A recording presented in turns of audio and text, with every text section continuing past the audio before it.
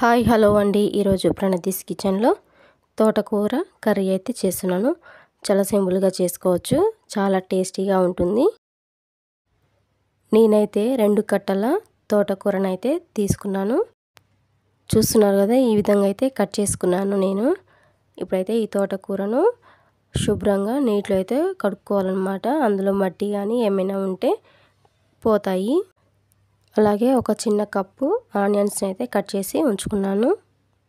ఇప్పుడు తోటకూర curry process అయితే చూసేద్దాము. ముందుగా స్టవ్ మీద ఒక చిన్న కళాయి పెట్టుకొని అందులోకి 3 పావుల ఆయిల్ అయితే వేసుకోవాలి. ఆయిల్ వేడెక్కిన తర్వాత అందులోకి ఒక హాఫ్ టీ స్పూన్ అంత జీలకర్ర, అలాగే ఒక 2-3 ఎండుమిర్చిని కట్ చేసి వేసుకున్నాను.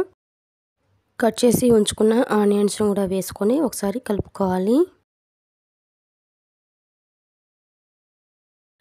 ఇలా ఒకసారి కలుపుకున్న తర్వాత అందులోకి ఒక స్పూను ఉప్పునైతే వేసుకోవాలి. ఉప్పు వేసుకోవటం వల్ల ఉల్లిగడ్డలు అనేవి తొందరగా మగ్గుతాయి. అలాగే ఇందులోకి ఇప్పుడు హాఫ్ టీ స్పూన్ అంతా పసుపు కూడా వేసుకొని ఒకసారి కలుపుకొని ఒక 2-3 నిమిషాలు అయితే ఉడికించుకోవాలి.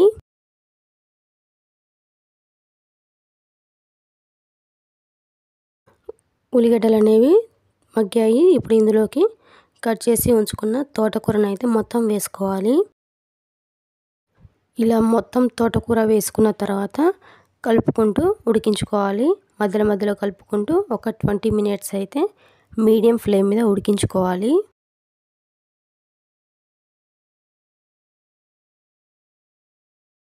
మినిట్స్ తర్వాత అయితే తోటకూర అనేది పర్ఫెక్ట్గా ఉడికింది. ఇలా ఉడికిన తర్వాత అందులోకి కారం అయితే ప్రిపేర్ చేసుకుందాము. తోటకూరలోకి ఎల్లిపాయ కారం అయితే వేసుకుంటున్నాను నేను. ముందుగా ఒక గిన్నెలోకి 3 టేబుల్ స్పూన్ల కారం అయితే వేసుకుంటున్నాను. అందులోకి ఒక 10-15 వెల్లుల్లి కూడా వేసుకుంటున్నాను.